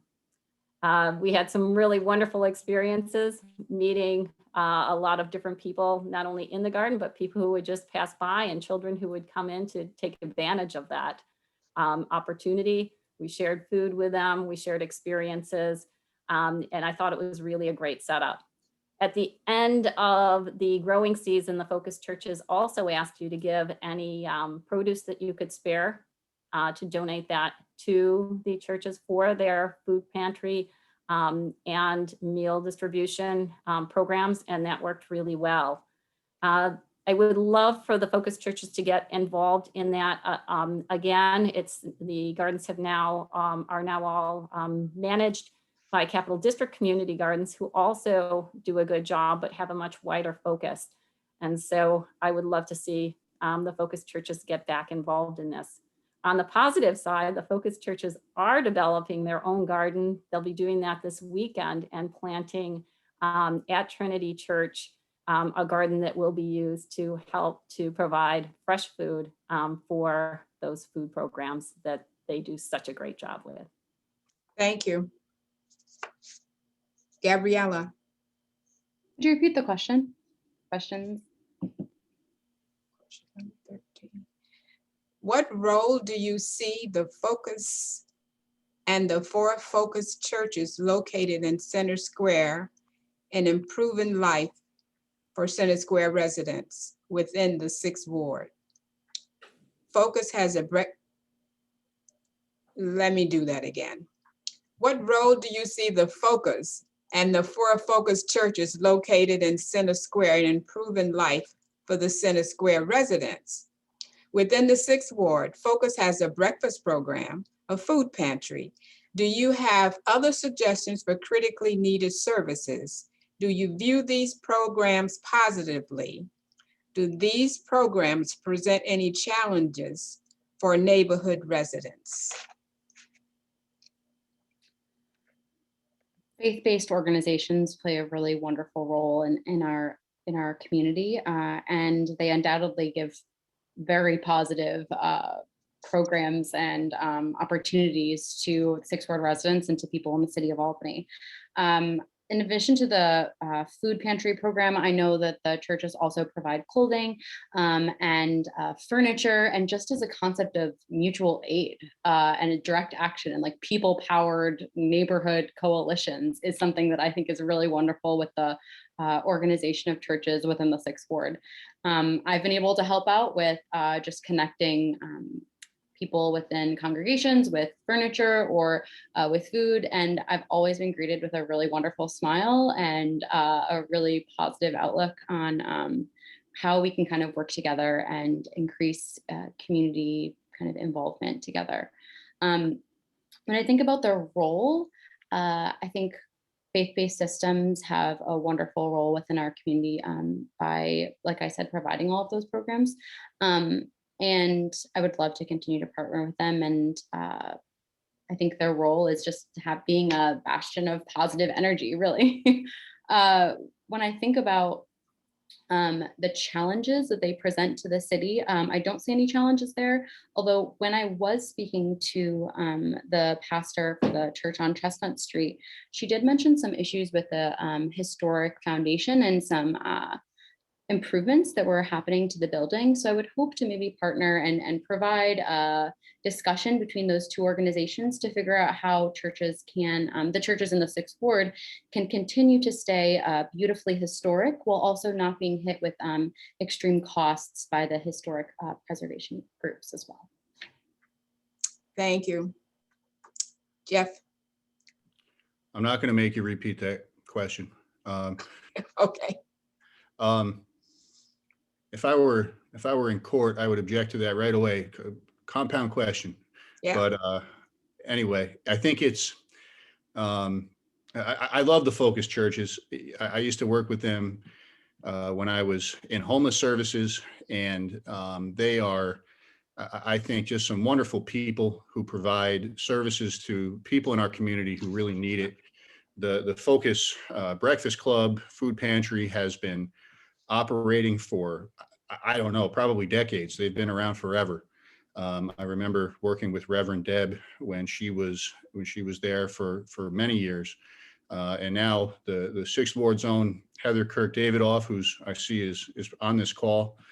She and her husband Dan are wonderful community members, and have brought some great energy and passion to our city. They're an example of people who moved here from elsewhere and have just been wonderful contributors to our community since. I fully support the work of the Focus churches. They've been inspirational to me. When I see religious organizations that are focused on really putting Christian values into practice, feeding the poor, caring about your fellow man, that really resonates with me, and that's how I've tried to live my life. They inspired me when I was younger, and they continue to inspire me today. And I hope they have a continued long life here in our neighborhood. Thank you. And question number 14. And Gabriella, you're going to start that one. Lights in the park has become controversial. How would you resolve this controversy? Would you support limiting the event to pedestrian only? I would remove lights in the park from Washington Park for many reasons. One, the presence of the event in the park itself has gotten completely out of hand and has become too large for the space. When it first originated years ago, it was a much smaller event, and it is just not that anymore. And I do say this statement with an asterisk in that when I was a young child, I loved lights in the park. Like I really did. I've asked any of my family or my friends, I love Christmas stuff. But it's gotten to the point where the community and the neighborhood itself is overwhelmingly in support of removing it from the park. So in addition to the space issue, the fact that there are electrical wires that are kind of going through the park itself with no understanding of where they are is also a massive problem. It takes up space in the park wherein we should be able to enjoy it. Snowshoeing, just cross-country skiing, just general Christmas, like wintertime frolicking. You're not able to do that because it's congested with cars and large light fixtures. So all of those reasons in and of themselves on their own should be a reason to move it out. But also some things that people aren't really focusing on are the fact that it uses jail labor, which is a concept that is predatory and negative. And the organization that receives the money, PAL, is a police-related organization that I personally think has some issues with their finances. When I personally pulled their tax filings for the past 10 years, it's clear that there are some issues there, and that's something that I think we need to address as well. That has not been a part of the narrative, and I don't really understand why people aren't talking about that more. But there are reasons that the lights in the park should be not only moved out of the park, but changed. Thank you. Jeff? I support moving lights in the park out of Washington Park for a number of reasons, but I think we need to keep in mind that this is this is an area that's squarely within the control of the mayor's office. The Common Council really isn't going to be able to do anything in terms of this what is essentially a permitting question, whether or not this permit should be granted again for this year by the city. But to go on record, yes, I support moving lights in the park for a number of reasons. For one, emergency vehicles couldn't get through this past year. I heard that on one occasion, an ambulance was unable to get down Madison Ave to New Scotland to the hospitals for over 25 minutes. This is unacceptable for a number of reasons. There's also the question of pedestrian access. Washington Park is a public park. It's something that should be open to all people. And instead, it's being monopolized by one organization for essentially a third of the year. This is, again, I think unacceptable. But before I took a firm position on this, I spoke with a number of the local businesses in the 6th Ward, and they've been emphatic that the lights don't bring them any benefit at all, that people drive in to the lights from the suburbs, drive through the park, and then go home. Our businesses don't receive any residual benefit from that. And also the environmental effects of lights in the park have been quite detrimental to our city's crown jewel.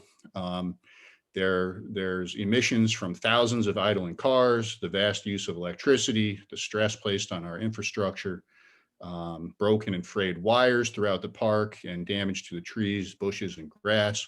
The numbers are, the issues are innumerable, and I certainly support stopping lights in the park in Washington Park. Thank you.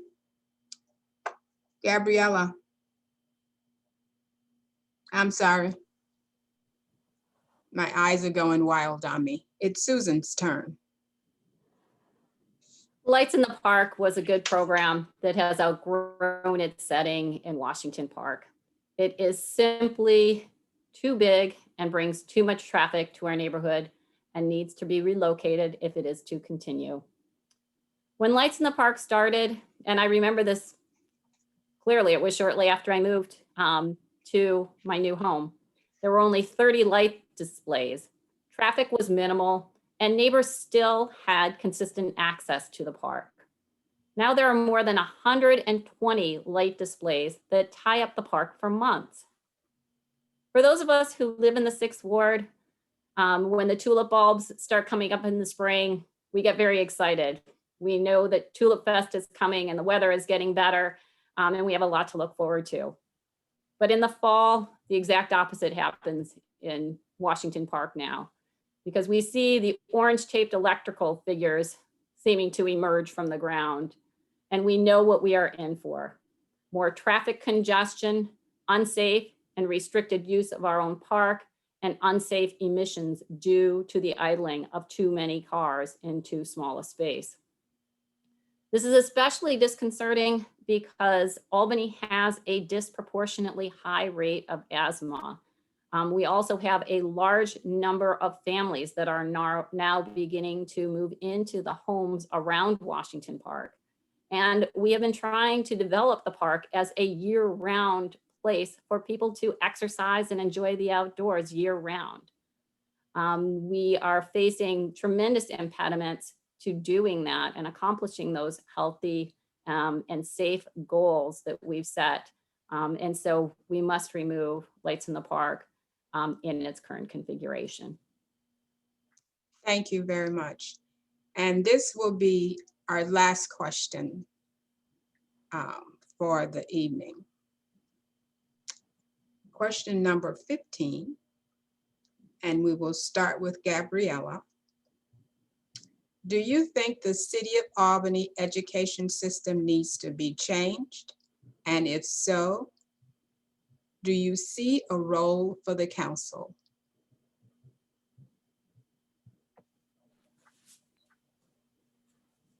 Most school issues are dealt with the school board. So undoubtedly, I would advocate at least the state level to make sure that our school system and our public school system is fully funded. I think that's really important, and that's across the board something that is needed. In speaking with multiple neighbors, everyone loves their public schools. Like I said, I don't have children, but when I do have children and I have a home in the 6th Ward, I will undoubtedly send them to Albany Public Schools. But when I speak to other neighbors about this issue, like I said before, it's not really under the purview of the Common Council, but I would lobby our state legislators to make sure that we are getting the funding that we need to make sure that the public schools are funded.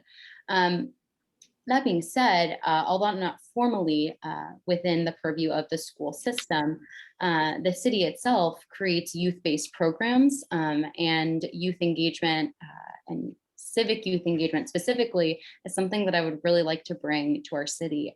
When we talk about the summer youth employment program, I would love to have a specific carve out just for civic engagement, internships in the mayor's office, internships with the city auditor.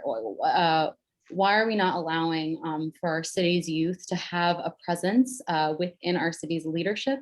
I think that's something that's really, really exciting to me, and I hope to bring that to the council because when children are able to see how things work in their government, that kind of gives them like a different framework and maybe an excitement and maybe a love and appreciation for their city. So although not necessarily within the purview of the school, I think that's something that I'd love to bring to youth engagement in our city. Thank you. Jeff.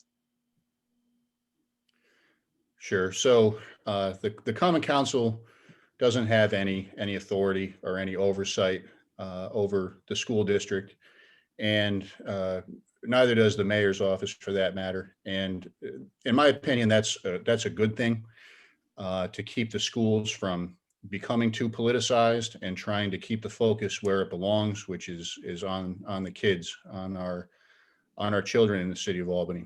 And I like Gabriella's idea of incorporating some internship opportunities within the city of Albany. I think that we have a city government that takes on a variety of diverse roles, and to pair students in departments or with specific employees to let them gain some firsthand and on-hands experience in something that they might be interested in pursuing in a career is something that I think is definitely worth pursuing.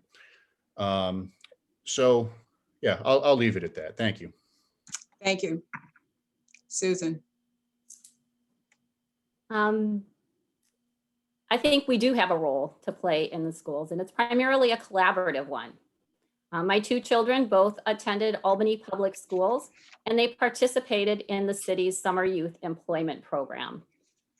They both worked in a number of different city offices over the years and gained a number of different skills. In years when they wanted to work outside, they were often placed in the parks, sometimes cleaning up parks, sometimes coaching sports teams for younger students, developing leadership skills.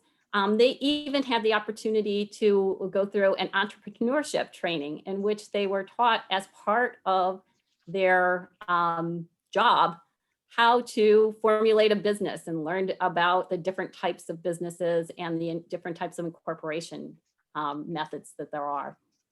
So they gained not only good habits for how to approach a job, how to step up from one year to the next to positions of more important, but they also gain critical leadership skills.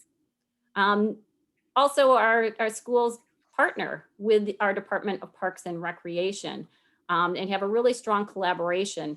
I mentioned before the dangers of not having after-school programs available to students.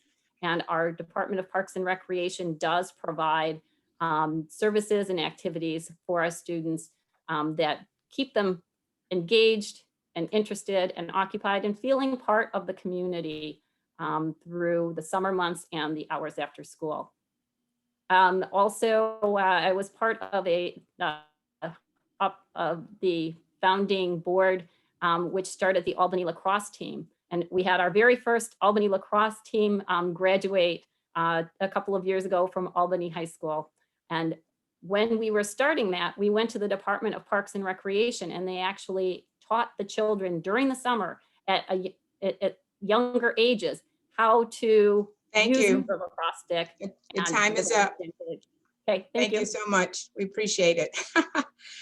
And so now it's time for your closing remarks. And we're just going to go backwards. Susan's going to be first, Jeff will be second, and Gabriella will be third. You have 2 minutes for your closing remarks. Okay, thank you. Well, I think I'll take the opportunity to finish up what I had started talking about because it's such an important part of developing our youth and bringing our community together, which was the example of the Albany lacrosse team. Albany High School wanted to build and develop their very first lacrosse team. It's a growing sport with a lot of opportunities for college scholarships. And also a great opportunity to bring students from all over the schools together. So the initial programs were developed by the city's Department of Youth and Recreation so that the younger students, as they came through the grades, as they came from grade school to middle school to high school, they were ready to join the lacrosse team and to have a lot more fun because they had a little more experience rather than going out cold on the field against students from other schools who had been, as the kids used to say, born with lacrosse sticks in their hand in some of the suburban schools that they played against. So it's really been a growing experience for our whole community. And I'm really proud of the young men and women who were the initiators of that program. It's a great example of how our whole city comes together when we take the best of all of the services that the city of Albany has to offer, when we utilize the resources that we can obtain as the state capital as well. We have a lot of people who are active and involved and want the best for our city and our community and really know how to use the system and how to come together to ensure that we can draw down the resources that we need to address the problems that we see and to make our city a better place to live. Thank you. Jeff. I think I've said enough. Just thank you to League of Women Voters and the other partner agencies for hosting this. Nell, you've been a great moderator, and I want to thank the other candidates for what I think was a very good and productive and respectful conversation about some issues facing our city. So thanks everybody, and have a good night. Thank you. Gabriella.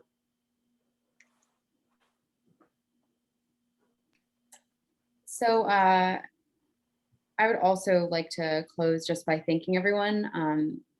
We were talking before the Zoom started about how weird it is to have these electronic forums, but also how wonderful, which allows for more people to access this information and come back to it later. And it's recorded and it'll be around forever. So that's cool, but also maybe a little scary. But I guess just in closing, I'm so excited and invigorated by this campaign. I love this neighborhood. I love this city.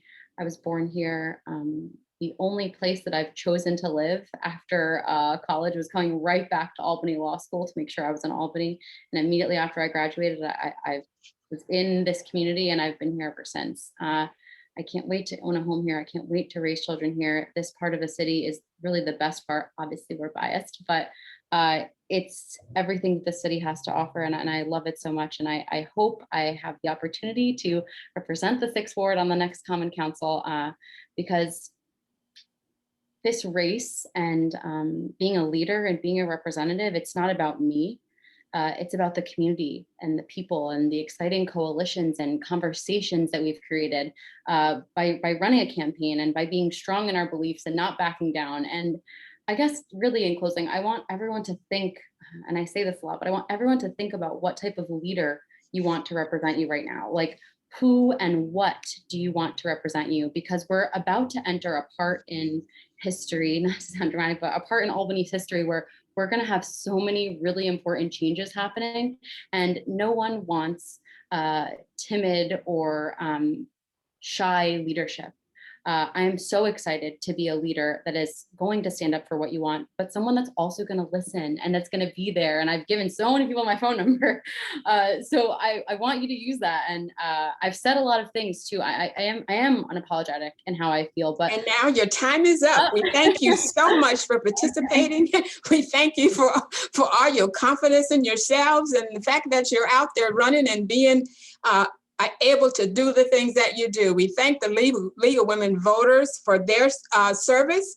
And I thank the League of Women Voters for allowing me to participate in this way this evening. And I also want to give a shout out to the other partners who helped to sponsor this. Have a great evening, everyone. Thank you so much. Good night. Thank you.